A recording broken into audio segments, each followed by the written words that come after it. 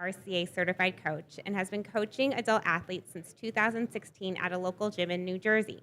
She preaches celebrating the little wins, like running your first mile without stopping and celebrating your personal bests. And I can say that I know that from experience because she's been my coach and has helped me along the way so much.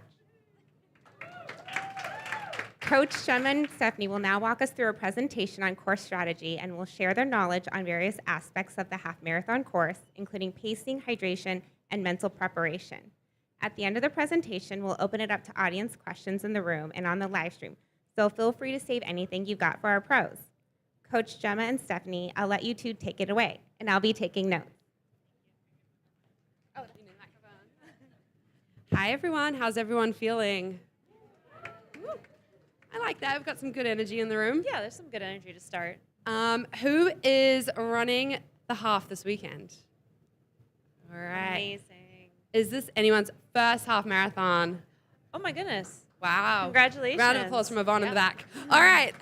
We are going to walk you through the real simple half, mile by mile. So if you have any questions, save them for the end. We'll probably answer them during this presentation, but there we go. So Coach Stephanie, take us away. So Sunday is the race.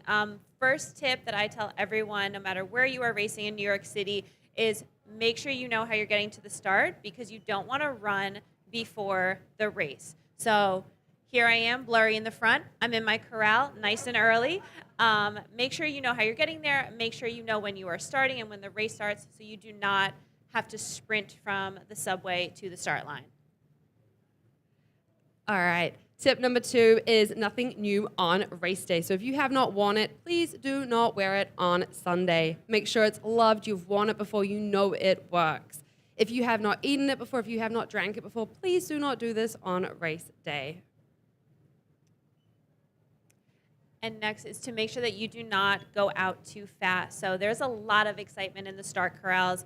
There is a lot of energy going on. Make sure you hone that energy in and you do not sprint in the beginning. There's a lot of miles ahead of you, so just make sure you're pacing right. Has anyone in this room not ran Central Park before?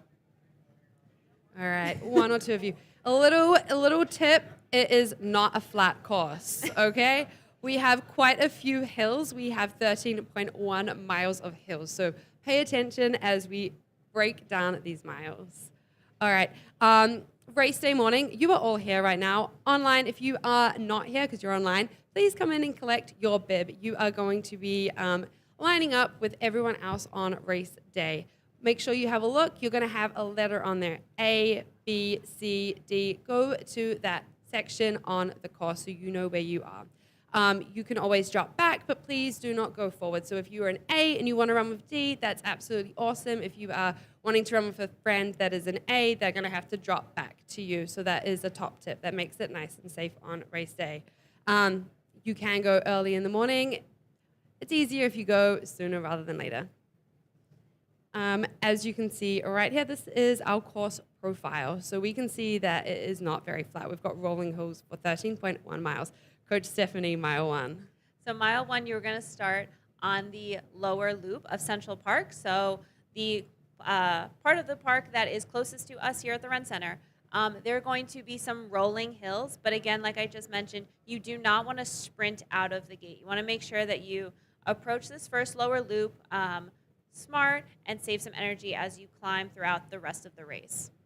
You're going to be feeling really good on Sunday morning. You've tapered, you've eaten really well. You're going to have runners around you that are going to go out really quickly. Just let them. That's fine. You'll catch up with them when you get to Cat Hill. Okay, so we are approaching our first hill of the day. Who has ran Cat Hill before?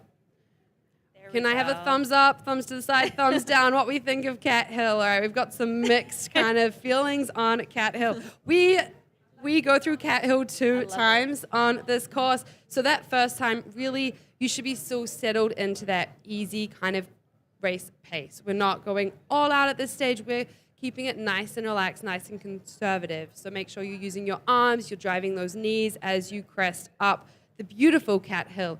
Wave hi to the cat beside you.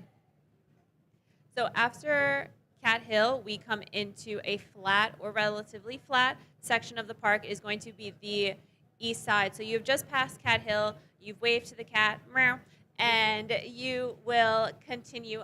When you get over Cat Hill, it goes down and then it levels off. If you have sprinted out of the gate and not listened to our advice, this is the point where you want to slow down, where you want to check in with yourself and say, okay, I'm going to settle in, I'm going to relax, because this is the best part of the course to do that, to get back into your race mode. All right, we're going to be coming along the side of the Jackie O Reservoir. So really checking in with yourself, as Coach Stephanie said. This is our kind of flat-ish section of the course. So really checking in and making sure that this is still comfortable, you're feeling comfortable and conservative, because you are about to head to the northern part of the park, which is where we know there are hills. Who has run Harlem Hill before? All right, thumbs up, thumbs to the side, thumbs down. All right, again, mixed. So we're going to come there twice. So this time when we're running at this section of the park, we're still wanting to feel conservative, wanting to feel good. How are we feeling? Have we had our nutrition? Have we had our gel? Have we had some Gatorade? Have we had some water? What are we consuming on the course? Really check in and follow that plan that you have pre-planned out. And Gemma, thank you for bringing up gels, nutrition, hydration, because right before we attack Harlem Hill, there is going to be a water station. There's going to be a point right at the top where you're going to be able to, if you need some water with your gel, that's where you're going to take it. And this is in a really ideal place because it's right before you start your climb of Harlem Hill. So if you're thirsty, get it now, because that's all you've got until you come on the other side of the hill. All right, can we see my friend here? Yes. How's she looking? Yeah, this is how we want to be looking. This is our first time up. This is our first time down. We're wanting to feel nice and strong at this point. You are going to see some friends here that have gone out really quickly, and they're not going to be looking as happy as her. So listen to our instruction. Go out nice and conservatively, and you're going to be looking this good. You will make it to our core strategy next year, I promise. It is our biggest incline, 700 meters long with a 4.5% grade. So this is steep.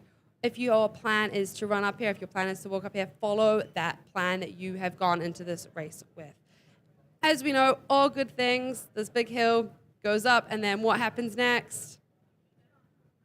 It keeps going up. We have a little false turn, but then once we're at the top end, we're at the top. There's no more going up. It eventually goes down. It does. It eventually goes down, and this is one of the best things about having our pace team is because whether you're going up or going down, they're going to work well with the topography of our race. So they're going to be running with the course. If you're going to go uphill, you may see a slight decline in their pace. If you're going downhill, you might see a little pickup. They're going to be running along with the course. Our paces are absolutely fantastic. They're the best. If you want to run with one of our paces, run with them. Chat. It doesn't cost you anything. They're free. So go chat to them at the start. Ask them what their plan is. The 1 hour 30 plan is going to be slightly different to the pacer, running 3 hours. So go chat with them. They're really friendly, and they'll give you kind of tips and tricks along the way. They'll shout out when a water station's coming. They're going to be really helpful. They're your friends on the course.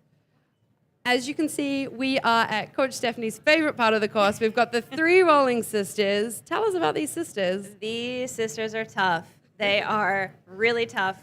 But the best part about this is that this does eventually end. And I really like running on the west side because as you're going up, you get a beautiful downhill after every hill. So no matter how hard you are working uphill, you're going to be able to recover downhill. And that's something that as we're running, we know that we can then recover. We can take our gels, we can take our water on the downhill and catch up on any lost time that we lose coming up the hill.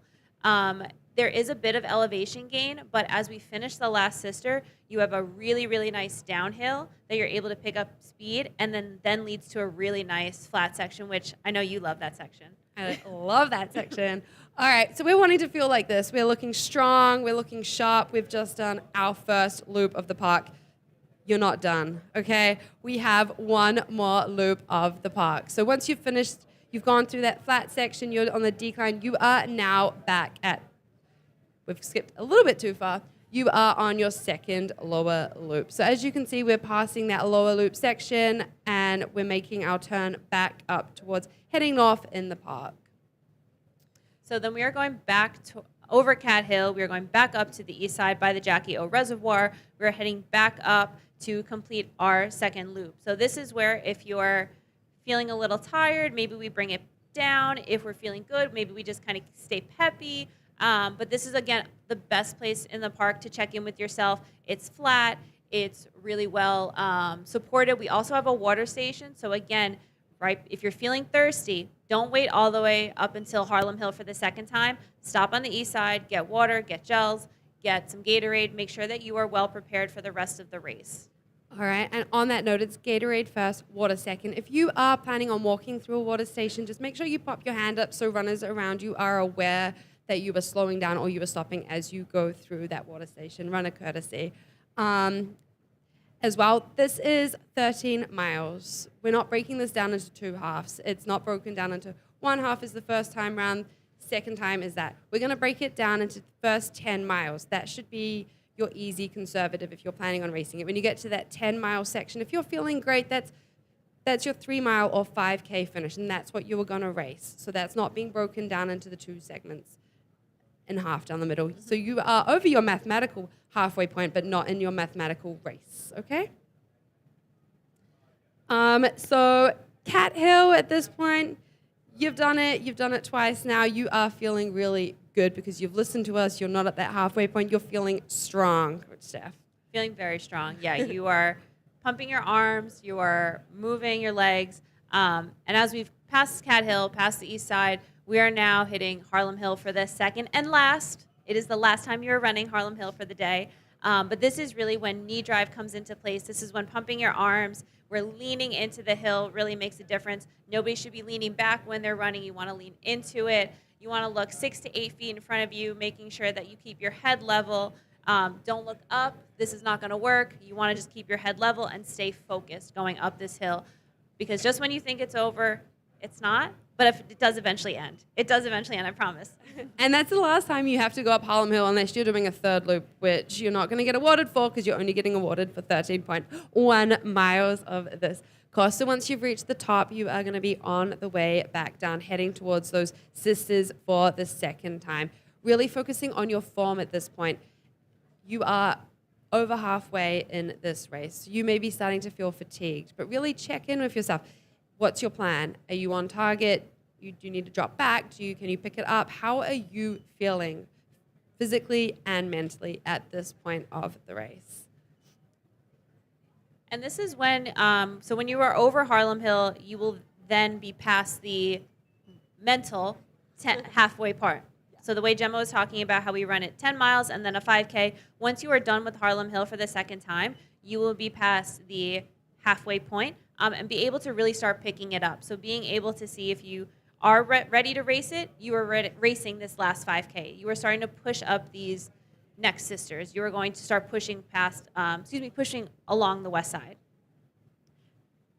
And if you're not and you're just running it, enjoy it. This is beautiful. We've got the beautiful spring blossoms as well right now. So really enjoy this course. As you can see, these hills have not changed from the first time around. Even though we've had all these runners try flatten them, it hasn't flattened them, okay? So you're going to have to run them, okay? But that's okay because we are getting very close to the beautiful medal that's waiting for you at the finish line. So you're going to be going up, you're going to be going down. Some people think that Harlem Hill is the highest point in the park. It is actually not. It is the traffic light right by the top of the bottom of the reservoir, okay? So when you're running it, no matter how you're feeling, just tell yourself, I'm at the top, okay? Because you are at this point of the course. And that's it. So just like we were talking about, mile 10 is our halfway point to the marathon. This is a strategy we use for this race because it does take a lot more. It's not a 10K and a 10K. The strategy behind this is to make sure that you have enough to fight through the last 5K. I also love this group here. They are having so much fun. They've gone out. They're just enjoying themselves, having a beautiful day, beautiful weather. Hopefully the weather on Sunday is looking beautiful. I haven't actually It looks really checked. nice. Yeah, it looks really nice. Amazing. All right. We are now approaching The best part of the race. It's the best part of the race. Okay, you've made it to the start line, and now you are making it right to that finish line. So no matter how you are feeling on race day, if you're feeling amazing because you're going for a PR, or if you're not feeling so great because maybe you're tired or whatever your reasoning is, you are going to be feeling great at this point. This is the final push, okay? So we are going to all be celebrating. So fix the outfit that you're wearing, wipe that sweat off your forehead, and just like get ready to celebrate because you have just ran 13.1 miles. So we're going to be looking like our friend here. We don't know how she was looking before. She may have been over like this, but she knew the photographer was there, so she was out for race day photographs. Exactly. We've had someone practicing it in the front. And race day photos are forever, so make sure you smile. Again, absolutely amazing. So this is what we are all going to be doing on race day. We're not going to be stopping our watch. We are in the 21st century. We have timing mats. We've got your time. Do not worry about that. All you need to worry about is looking fantastic when you cross that finishing mat. We've got your time. And then you get your medal. How awesome is that? A medal will be waiting for you at the finish line. Anyone who is giving you your medal, make sure you thank them. All of our volunteers help keep our races moving. They help give you water along the course, medals at the finish line, apples, pretzels, all those good things that make post-race experience wonderful. So if you see a volunteer, make sure you thank a volunteer because a volunteer gave her that medal. Amazing. Also, start consuming what you're given at the finish line. Those pretzels, that apple may not feel that appetizing when you're finished, but your body's going to be really wanting to consume Gatorade, water, whatever you are given. And again, say thank you because we couldn't do it without our volunteers.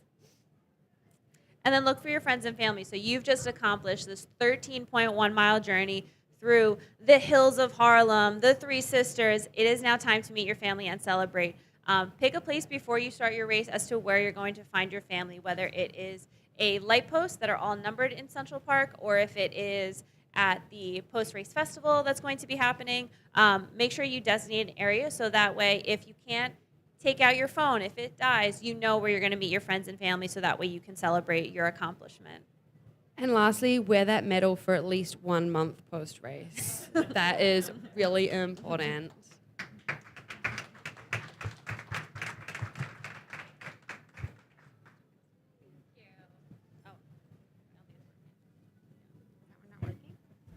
Thank you. Please join me in thanking them for a deeply informative presentation.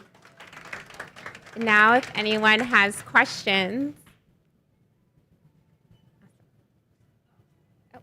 I have a question. How many people are running this race? Do we know? It's 11,000? 11,500. Wow, because the race like 2 years ago was like 4,000 or less than that. It's sold out. It's going to be amazing. 11,000. Wow. Hi.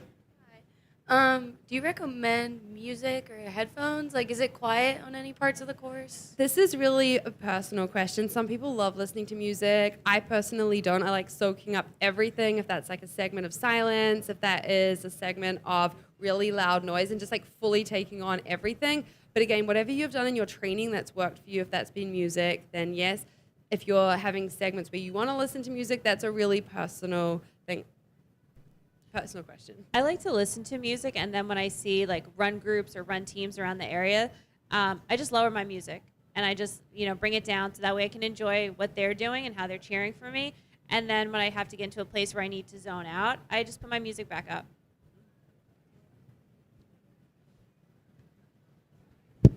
So this is my first half. Woo! And I've been practicing, and I ran Central Park twice. But what's with the gels? Like, I've been practicing with them, but what do you recommend in terms of how often, how much? Again, this is a really great question, and it's a really hard question to answer because every gel has different instructions. So some gels will require you to take them every 20 minutes, some are every 30, some are every 45. So really read what's on the pack and follow those instructions. All of them are built kind of differently. And so hopefully whatever you've trained with has worked for you and you're feeling good and you're feeling strong because they help with your run. They also help with the recovery. They're really an important element to your training. So I guess I can chat to you afterwards, but reading what's on the pack and following that kind of instruction is important. Okay, thank you. I don't know that they help at all, is my point. Because I'm dying at the end of the race no matter what. So sometimes with gels, like if you're taking them, you're kind of feeling like this, you're not wanting to ever feel like you're crashing down or dropping. Right. So Okay. if you're feeling good and you're feeling strong for your run, I'd say they're working, yeah. Okay. Yeah. The Thank gels you. will never make you feel like you're at the start line again, feeling fresh. They will always just help you maintain your effort level and never, like Gemma just talked about, crash. and you want to just keep your energy going, your levels going, and so that's the point. Yeah. Of course. Hey, Coach Emma, what are the pace groups that are available? Are they ending at 2:30, or is there going to be an option for a 3-hour finish for this race? 2:30. Thanks, Steve.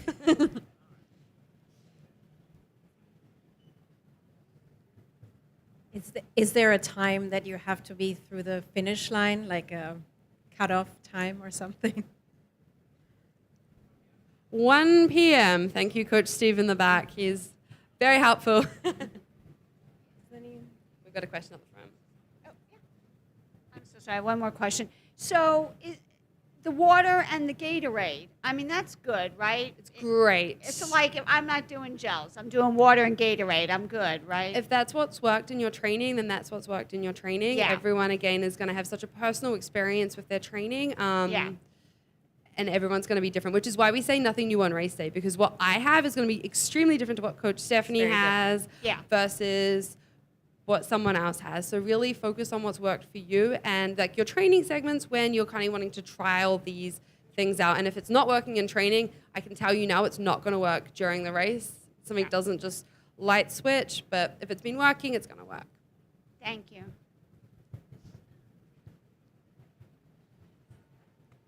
This is following the water Gatorade question. Did you say there's a specific order of which you should have it and why? Gatorade first and then water. So follow with what you've been doing.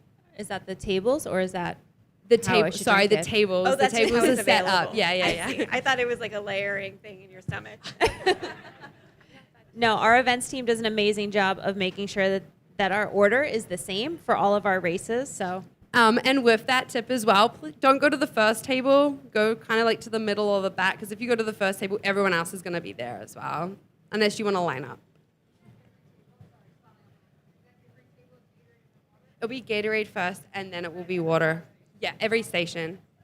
And they're long stations as well, so don't feel like you have to go to that first segment. Can you repeat the pace groups rule? So you can drop back, but you can't start with a pace group ahead of you. Is that the rule? Yeah, so wherever you are placed, you're seated, you're going to have a bib number, and it's Right. going to have a letter, corresponding. So it's Yeah. going to start an A, and it's going to go through that way. So you can always drop back. You just can't move forward. But in the that's just race. at the start line. That's in the start line. But we wouldn't advise you to, like, if you are in D and the pace you are wanting is in A, we wouldn't advise you to, like, sprint forward. Right. Okay. yeah, the pace team is put into corrals that are appropriate for that corral. So Uh-huh. we wouldn't put a 2-hour in corral A. It's appropriate based on Right. speed and the way the way our runner services team has built everyone in. Okay. Thank you. Following up on that question, I know for the NYC half, they had like the wristbands for the pacers to like break down like what you should hit at like a 5K or 10K. Do they have those for this race? We do not have them for this race. Thanks. Okay, and we have time for one last question, and if anyone has one. Hi. My question is about running in general, not only specific for Sunday.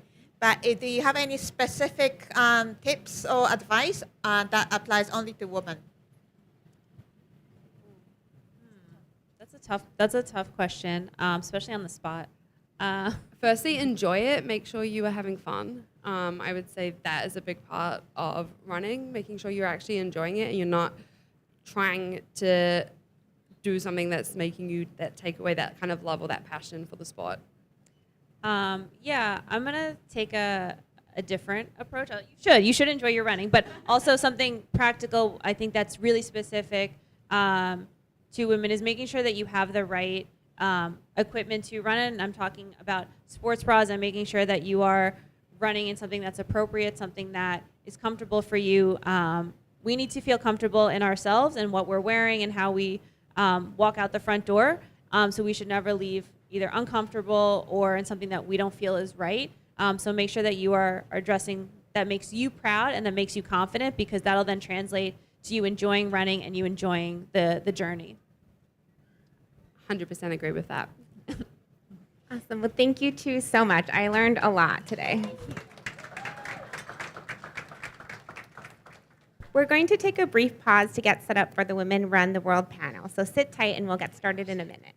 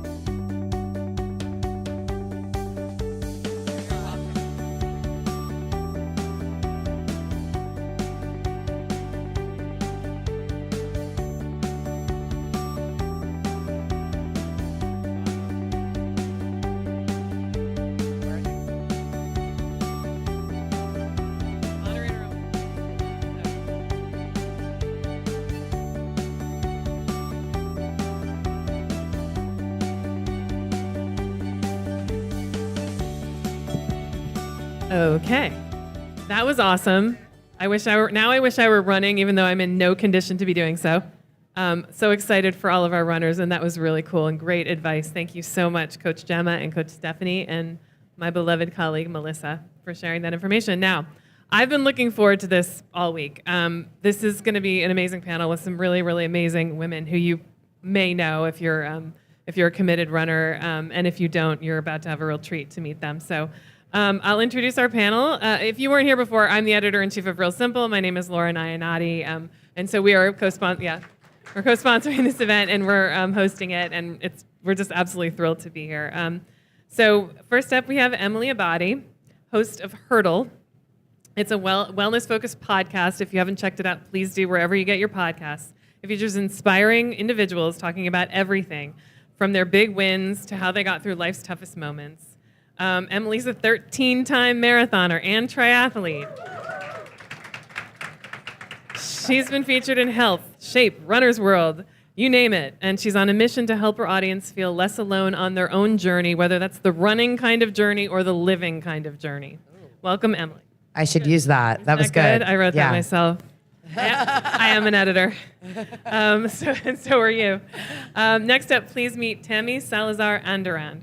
Tammy is a running coach dedicated, cheers, woo! Dedicated to helping all of her athletes succeed, whether it be their first marathon or fastest 10K. She's also the founder and leader of Women Make Moves, a running crew and a space for women and women identifying runners of all paces, ages, shades, and sizes to come together and share miles and connect with one another. How cool is that? And last but certainly not least, we have Kim Yi, NYC native, local of Chinatown now, knows where the good food is, so you can ask her that after. A running community coach and co-captain for Old Man Run Club. We're going to ask her about that. She doesn't look like an old man. She is, however, a 20-time marathon finisher. And she aspires to build inclusive communities in the running space and beyond. She's also a pacer for the TCS New York City Marathon. Thank you guys so much for being here. I'm going to ask them a bunch of questions, and then we'll put it to you guys to start formulating your questions promptly, please. Okay, I'm going to start with Tammy. How does your run club, Women Make Moves, support female and female identifying athletes in the NYC area? And I know we just had a hard question about like women running and how that's different, and it is different and it's interesting. And I was like, well, we should have held that question for this panel because it's coming. The answers are coming. So Tammy, can you talk a little bit about that? Yeah, so I built Women Make Moves as a safe space. You know, whenever you go into a group, you know, you have this anxiety. Should I be running at a certain pace? Should I look a certain way? Should I have to say a certain thing or dress a certain way? And I wanted to create a space where any woman or woman identifying athlete can come, regardless of pace, even if they walk, to come move and come together. And I think it's important to have a space. You know, we come together as runners to like decompress or sometimes just meet new people, and I wanted to really emphasize, you know, coming together to move. So I think it's very crucial to have a space, especially for women, because we question our safety sometimes, physical and mental. So I wanted to create a space where you didn't have to really worry about that. Which is a wonderful thing. another great space for women, Emily, is Hurdle. So Hurdle is this great podcast, and I think it's kind of like an audible sports metaphor. Like you're kind of really great with a sports metaphor. And you talk about so much more than running on the pod. Can you explain why and how running is like the jumping off point, for Hurdle and for the conversation? I see what you did there. See what I did there? We're really. That's where my colleague Lisa, she loves a pun. We love a good pun. Well, I know that I'm speaking to a room of runners, and again, thank you so much for joining us tonight. Many of you can understand and relate to this concept that running isn't always an easy thing. In fact, most days it's a hard thing, and we show up to do a hard thing very regularly by choice because we love the way that we feel after we're done doing the hard thing. Although during the thick of it, it might be a little questionable, but when it's done, I don't know about you guys, but I have never regretted showing up for myself. And that's really the through line when it comes to Hurdle. Yes, we can relate this to, the act of hurdling, getting over a difficult moment and coming out on the other side, feeling really proud of yourself and accomplished, just like you do when you head out for a run. So a lot of parallels there on the show. I talked to everyone from elite athletes, both in the running space and beyond. I literally just sat down with Lindsay Horan from the U.S. Women's National Team yesterday. She'll be leading off season 17, which premieres on May 6th. So make sure you're subscribed and check in for that. But everyone from elite athletes to experts and individuals within the wellness space. So not just runners, but certainly a motivating force for individuals on and off the run. And it's very inspiring stuff. I highly recommend that you check it out. So let's go to Kim. I have a couple of questions for you, but I think maybe we should just start with Old Man Running Club and why, Please. as a coach and a community runner, what do we get from the community when we run with the community? And tell us a little bit about your community. Oh, that was multiple questions. I asked 5 questions. I'm going to dissect that or try to dissect it. Old Man Run Club, yes, there is old and there's man in it, but I think all of us can kind of resonate with the fact that sometimes you wake up and you feel quote unquote old, right? It's all very relative to who you are, what you just did that made you feel a little bit fatigued. Maybe your back hurts, maybe a hangover lasted longer than you'd like it to, but all of these things, it's like you feel old, right? It doesn't necessarily have anything to do with your age. It was founded by 3 men who found a love and a passion for running later in their lives. So it is quite literally Old Man Run Club. It started with just three of them, and people loved the energy. It was like a no frills, just show up. You're not supposed to be super fast. You're not it just was for all races, all paces, everything. And I came from being a solo runner for many years, but once I found Old Man Run Club, it felt like a family pretty immediately. It was really nice to see Asian Americans, a bunch of Asian Americans who identify themselves as runners, and it just became a really special place. I felt very welcomed into their small family that is now probably thousands of people large, but because of them, it's really my goal now to help just pay that community aspect forward, and really just try to, similar to what Tammy is doing, just really try to make everyone feel welcomed in a space that can feel so excluding sometimes. So that's Old Man Run Club, and that's running. And it's wonderful. And it's wonderful to see that a lot of us run for ourselves, right? We do this for ourselves. But to join a community, you get to kind of help support other runners too. So it blossoms into this whole other thing, which is truly amazing. And both of those are very, very worthwhile and valuable aspects of living, of being alive. Tammy, from a coaching standpoint, we did hear from some great coaches here, but as far as setting goals that are sort of attainable and achievable, and we all know that we're working against inner critics. We're working against all kinds of, we have busy lives, we have all kinds of expectations on us, and to carve out the time for this and to set expectations for ourselves. Do you have any sort of tips about setting achievable and attainable goals? definitely. And I think you hit the nail on the head by saying, you know, we're working with a lot. We have jobs, some people have children, social obligations, et cetera, et cetera. So I think the first thing with any goal is, you know, be realistic with yourself. How many days can you actually commit to working towards this goal? And I think this goes for everyone, you know, from the get-go, you should allow yourself grace. Not every day is going to go as planned. You may have life stuff in the way. So I think, you know, accepting and being able to forgive yourself for that is always key for any training. You can also work with a coach. You can talk to a coach, get some guidance, but also be your biggest cheerleader. I think, you know, that's also very important with any goal, and believing in yourself. So I would say those tips to start off would be good. That's a great place to start. Emily, can you talk a little bit about the ways that everyone, men and women, can show up for women in running, support women in running? Yeah, I think that it's so, at least I'll speak for myself, like I want to be able to do everything on my own. I identify as the strong friend, I'm independent, I'm an entrepreneur, but what I have learned from indulging in group running and through my time mostly running with OMRC is that we are so much stronger together. And there is nothing weak, let's say it, about allowing other people to show up for you.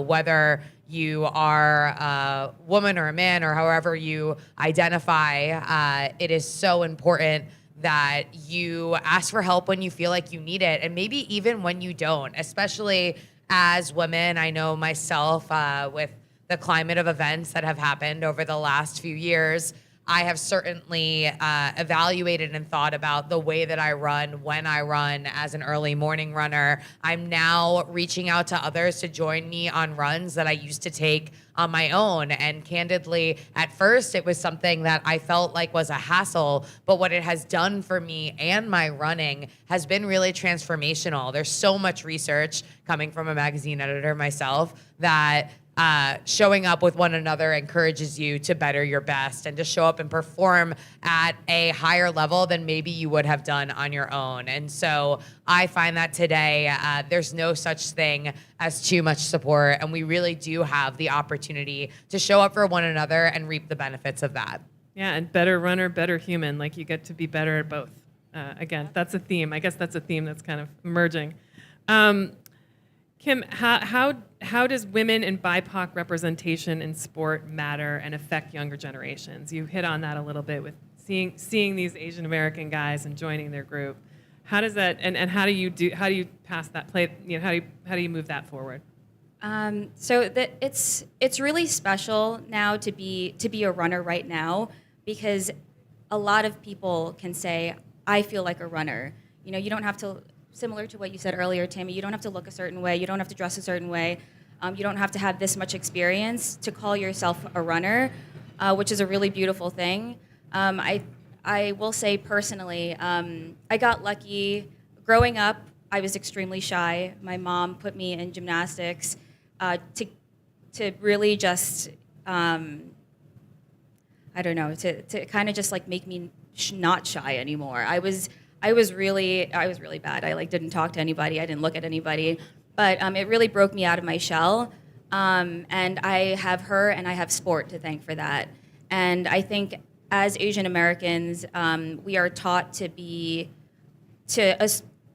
safer to associate yourself with academics, you know, and being academically excellent. But I hope that the tide is turning and that Asian American kids and BIPOC kids are now seeing that there's so much beauty in movement. And, you know, they're not to say that academics aren't important, which they are, but I do think that there's really something special in movement. And you start developing communities earlier. You start defining who you are yourself as an athlete, and just challenging yourself and your capabilities at a young age. So it's really it's really awesome just being able to see so many faces that look so different in the running space now, and seeing people feel confident enough to say, I'm a runner. Do you mind if I brag on Kim for a moment? Go. Okay. I can't even begin to tell you the amount of people that show up to run with OMRC or show up to run in general because they see how excellent and outgoing and wonderful that Kim is at the forefront of these communities. I know. I just want to give her flowers because truly we hear it all the time. In order to be her, sometimes you need to see her. And for so many, candidly, Kim is her. So it's so important not only to lift up other women, whether you are in the room with them or outside of the room with them, which I try to do as often as I can, specifically with this angel. But beyond that, I just think it's so important for us to tell people when they're making a difference because it's hard, right? It's hard to keep showing up. It's hard to be the person that's at the front of the room all the time, but she does it and makes it look so easy. Sure does. Get it. That was We're a moment. all very That was a lucky to beautiful be moment. here. Kim's like, please stop talking about me. I was going to ask you what your fastest half marathon time. That's the last question for you. What's your fastest half marathon time? Do you know? Right now, it's a 1:30 right now, but I think the older you get, the faster you get. That's all I gotta say. Damn. Snaps. I guess this is kind of for everybody, and I'd love for everybody to answer it in turn. And the question is, why running? At its basis level, what has the sport given to you? It's a very hard and deep. Why don't I? You know what? So you guys can think about it for a second. I'll go first. How about that?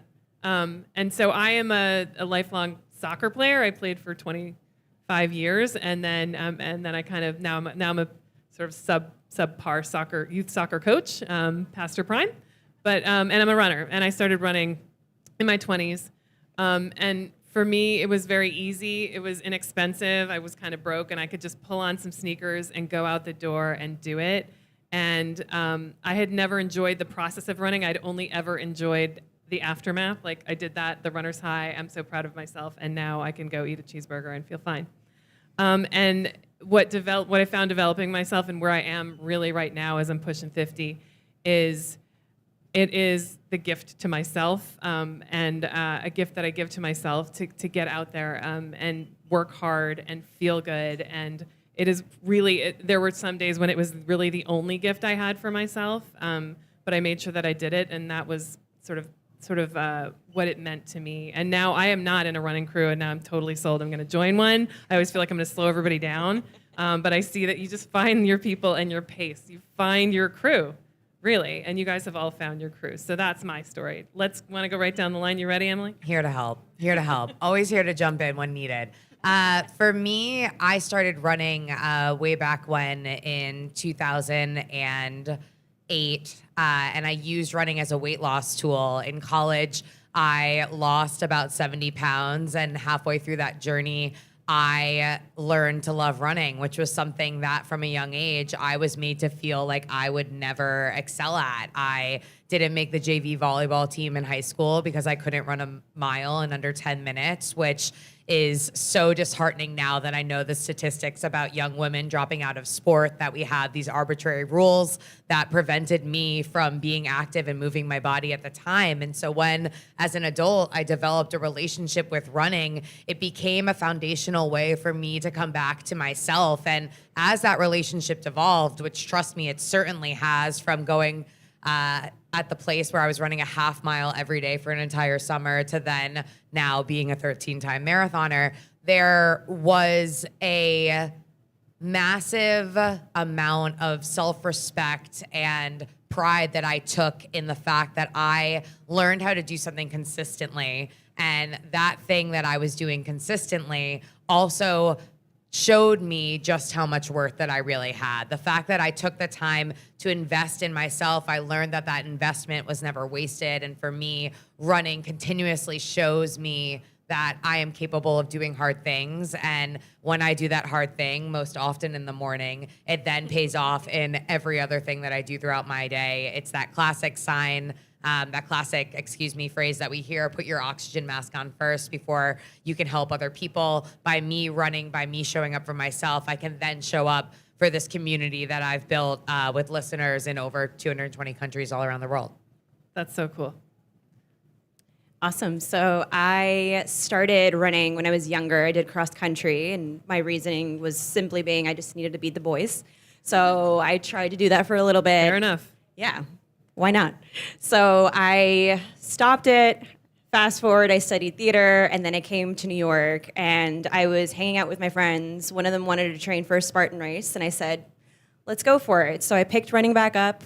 I fell in love with it again. I connected with so many people. I became a coach to help people and connect with people. I've traveled the world for races, for events, and it's all from running. And it's been such a beautiful experience, and I have to be thankful for it every day because I work with people, I get to meet new people, I get to do things like this and meet you guys and talk to you guys about it, and it's just been an ever ongoing blessing. So I'm very thankful for it. And, you know, it's like you said, it does challenge me to also be better.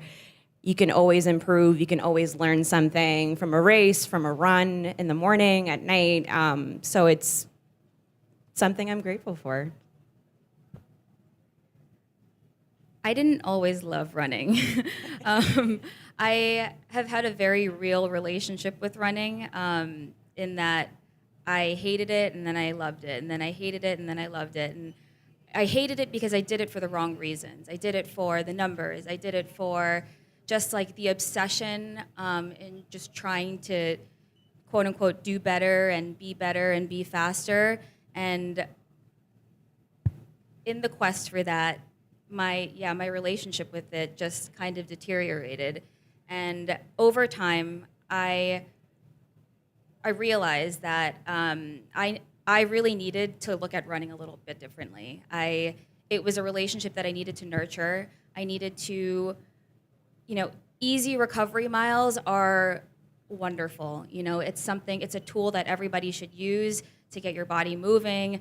Not every run needs to be a fast run. It's just, it's what is going to keep you going. And that was like, I think that is like one of the biggest reasons that I love running now is because I've changed my perception of it and what I take from it. It's the feeling good. It's the relationships. It's the lessons I've learned from my wonderful coach, Rebecca Stowe. She was the first person who coached me, and she made all the difference in my life, and she taught me an outlook that I will never forget. So I have every reason to thank her for my current outlook. But it's also become a reason to travel. It's a different way of discovering places on your own with other people, and that's why running. Yeah, and because it builds communities, and you get to see someone's best and worst in the time span of a run. You know what I mean? And so that's why running is really special. And your own. You get to see your and own. Your too. own, yeah. I think we'll open it up for audience questions now. Does anyone have questions for our wonderful panelists? Anybody? Nope. There's a microphone coming. It's coming. Sorry, can I ask the same question to you? Do you have any specific tips, advice that applies only to women?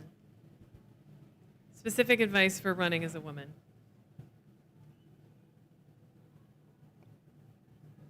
I would chime in here by saying that for women, and I'm speaking from my own personal experience, I've gotten to a place now where I've really come to terms with the fact that my best is going to look different on every day.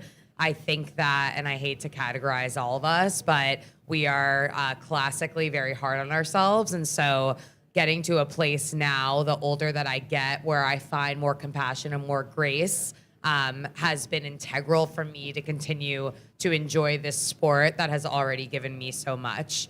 And again, of course, that could apply regardless of how you identify, but I do think that classically, we're all a little hard on ourselves. Yeah, you need to have an inner coach, not an inner critic, and try and learn how to talk to yourself in really positive ways and supportive ways, and run with others who do that too. I think kind of jumping off on that too is, and I've said this already, giving yourself grace. As women, we go through many changes in our body after giving birth, even during our periods. I think, learning more about your body in that sense. Like, you're gonna have better days during your period. You're gonna have really bad runs, or you may have to take it easy on yourself because you're cramping, for example. I think just really allowing yourself, to be adaptable when you're going through these changes is a big thing. All right, I'm going to jump in. Spinning off of that, inner critic, inner coach, what's your current, each of you, what's your current mantra? It could be for running, it could be for life, but like what's your current, those change in seasons, right? But what are you like holding to right now? I'm a one breath, one step, one thing at a time place now. Like, I feel like my head is in so many different places and I'm always trying to accomplish many things simultaneously. So when the day feels hard, I could be at my desk, I could be in front of a lot of people saying something, I could be recording a podcast, or I could simply be on a run. I take a deep breath and I give myself a second and I find some grace and I just say one thing, one breath, one step, one thing at a time. I'm already trying that. I'm doing that right now.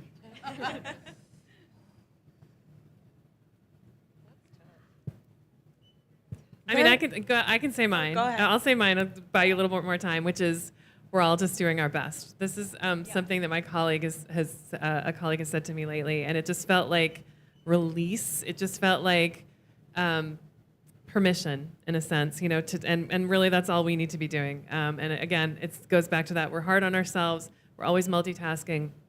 If you're type A and you're a Virgo like me, you want everything to be perfect, and it can't be, and it doesn't need to be. So for me, reminding myself that we're all just doing our best is really helpful. I think also just saying like good job, to yourself, like that does a lot. It's like we don't need validation from other people. You just be happy with what you just did, with the progress that you made. Be happy that you stepped outside and enjoyed a couple of miles by yourself or with friends. But yeah, good job. Just even saying that as you cross the finish line, just do it, because I feel like it's just like this huge sigh of relief, but also like I love myself, Amen. Okay. Kind of similar to both, I would say live in each mile, and you could translate that live in each moment for life. Like, if you have a million things going on, just centering yourself and just embracing and giving gratitude to where you are here and now. That's what I try to do, at least on a day-to-day basis, and also during a race. So That's a good one. Great metaphor. We love a metaphor up here. It's okay if it's the same as what you just said, but like when you're going through like the hardest points of your runs, what do you tell yourself? Like, do you have something that you tell yourself that you just like cycle in your head when it's like that point that you just don't know if you can keep going, but like you could, because if you were to push harder, but it's like what do you tell yourself? I was in the struggle. I was riding the struggle bus in Tokyo for the marathon not all that long ago. And I simply just kept repeating to myself, forward is a pace, yes. Forward is a pace, forward is a pace. Because I'll tell you, the pace certainly varied throughout those 26.2, but if I just kept moving forward, I knew that I was getting closer to my ultimate goal. And the other thing I'll say is that when marathoning gets hard, you're out there for a while, kind of to what Tammy was saying, I made it a point to start doing a small gratitude at either every kilometer or every mile and pick something else in that moment that you are grateful for, because it takes a little bit of that emphasis off of the pain that you might be enduring in that moment while you're doing a hard thing, which in itself is something to be proud of. But also, science shows that exercising gratitude is going to help you get to where you want to be, and it's going to help lighten that mood again during that difficult effort. So forward is a pace, and then small gratitudes every kilometer, every mile, whatever works for you, have been two things that have really helped me when I'm in the pain cave. I love that. Anybody else? I use a lot of visual cues. So I'm a very visual person, especially in Central Park. You can kind of play mind games with yourself. You can say, I'm going to make it to that next lamppost. I'm going to make it to that next traffic light. And just keep doing it, keep kicking the can down the road. Even if you start going by minutes, I'm going to run 2 more minutes. And then after that, I'm going to reset it. I'm going to run another 2 minutes. So it's just like little. Also, forward is a pace, but just keep going. You know, that's just reset your next visual goal or your next time goal, whatever it is. But it does help. Just keep swimming. Keep swimming. Dory. Yeah. Exactly. Like Dory. Yep.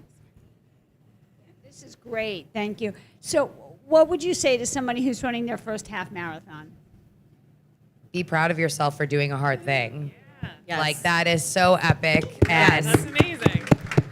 honestly, like the work is done. Like the race is the gift, right? So just make sure that when you're there this weekend, you're remembering that you wanted to be there, right? Like you signed up for this. You probably paid for this. So go out there, know that the hard work is done. The journey in itself to get you to this weekend is the destination. So relish in that. Yeah, it's your victory lap. Like Emily said, you put in the hard work, and it's your first. Soak it up, enjoy it. You will never forget your first, whether it's your half or your marathon. Enjoy it, and you are a half marathoner regardless of what time you get. You crossed the finish line, and you did that. So be proud of yourself and celebrate. Yeah, definitely. Time is not important. Just keep moving forward. Embrace the fact that you're amongst a bunch of other powerful, powerful women, and lean on each other. You know, if you see somebody struggling next to you, cheer them on. You know, because people are going to pay it back and pay it forward, and that is just a really beautiful thing about women, especially, because we're there for each other. Congratulations. Yeah. Any other questions from the group? Okay. Oh, we got one more. Yeah, I started running at 55, and now I've done like 4 going on 5 marathons. So I kind of caught the bug late in life. But I also keep getting faster and faster and faster.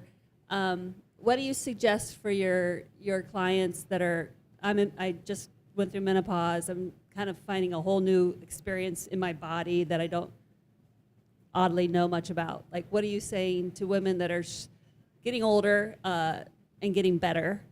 How do you keep up that power and that strength? Am I going to say the strength training words? I'm going to do it. Running is such a small piece of the puzzle. And the older that I get, the more emphasis I've put on strength training. As we know, as you get older, bone density becomes something that we need to be extremely conscious of. It doesn't mean that when you're young, you shouldn't think about it. So start thinking about it now. But make time for strength training. It might not feel like the thing that you necessarily want to do. But if you don't know where to begin, there are so many different coaches that you can reach out to.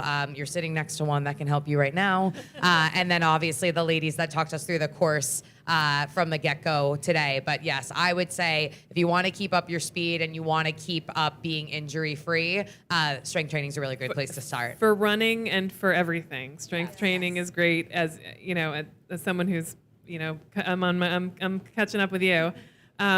We know that strength training is really, really important for bone density for women getting into their menopausal years. So for this and for life.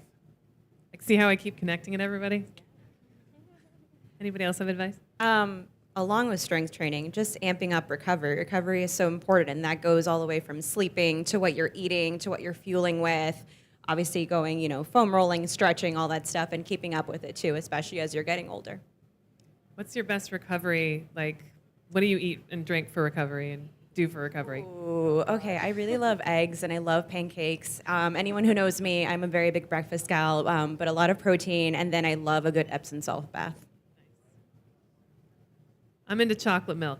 I love the chocolate milk. Chocolate milk is good. Sleep.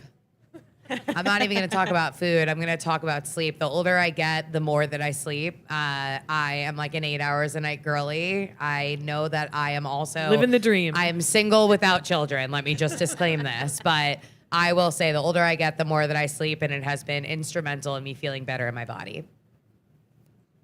I was gonna say wine, but I wanted to everybody say else that, is but going the health like that. route. Say it. Noon tablets are really awesome. In the wine? Yeah. Yeah. Yeah. Oh. Yeah. Don't forget to treat yourself at the end of a run.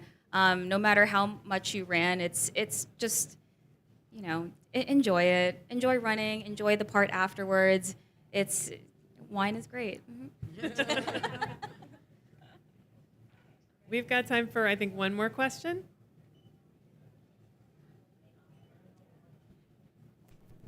I mean, I have a question. I'm just curious. So, like, I know that you all are all really good at running, and like you mentioned, strength training to build up the muscle. Not all of us, but thank you.